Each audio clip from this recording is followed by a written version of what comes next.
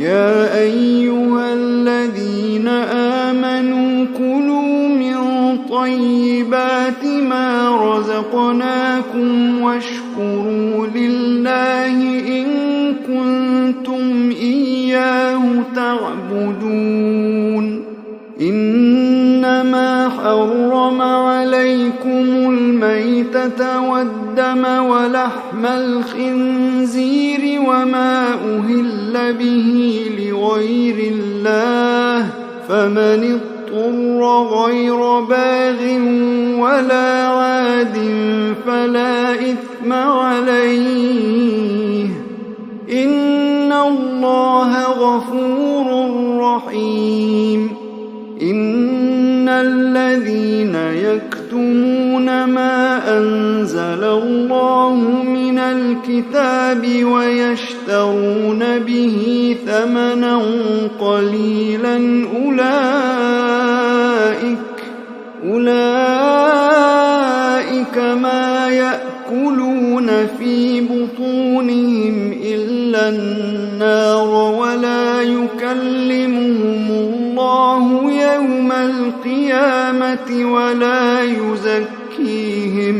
ولا يزكيهم ولهم عذاب أليم. أولئك الذين اشتروا الضلالة بالهدى والعذاب بالمغفرة، فما أصبرهم على النار. ذلك بأن الله نزل الكتاب بالحق وإن الذين اختلفوا في الكتاب لفي شقاق بعيد. ليس البر أن تولوا وجوهكم قبل المشرق والمغرب ولكن البر من آمن بالله واليوم الآخر والملائكة والكتاب والنبيين وآتى المال على حبه ذوي القربى واليتامى والمساكين وابن السبيل والسائلين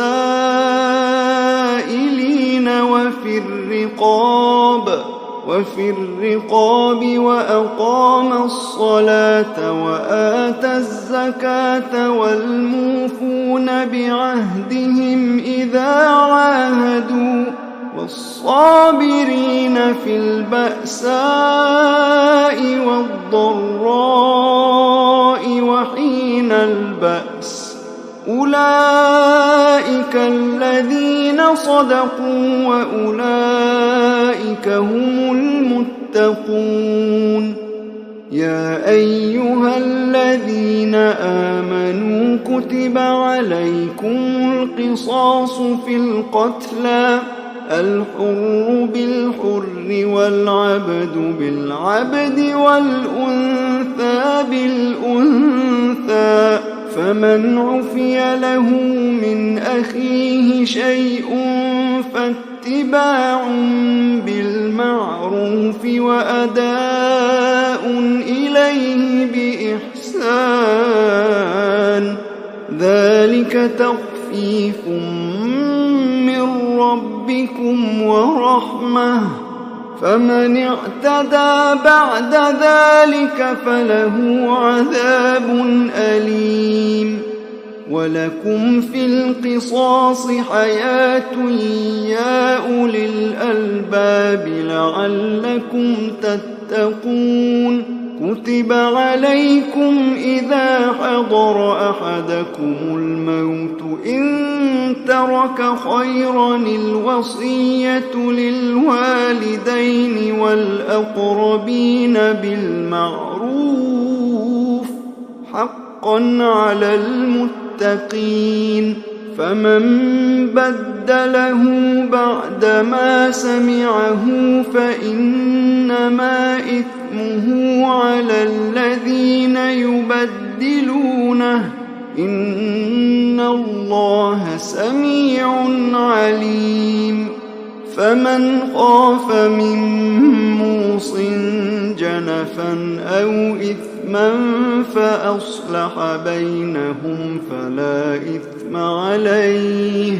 إن الله غفور رحيم يا أيها الذين آمنوا كتب عليكم الصيام كما كتب على الذين من قبلكم لعلكم تتقون أياما معدودات فمن كان منكم مريضا أو على سفر فعدة من أيام أخر وعلى الذين يطيقونه فدية طعام مسكين فمن تطوع خيرا فهو خير له وأن تصوموا خير لكم إن كنتم تعلمون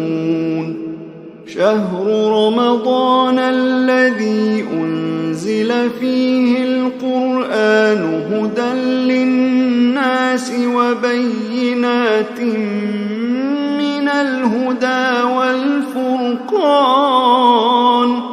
فمن شهد منكم الشهر فليصمه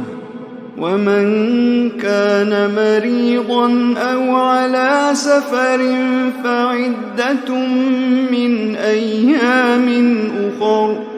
يريد الله بكم اليسر ولا يريد بكم العسر ولتكملوا العدة ولتكبروا الله على ما هداكم ولعلكم تشكرون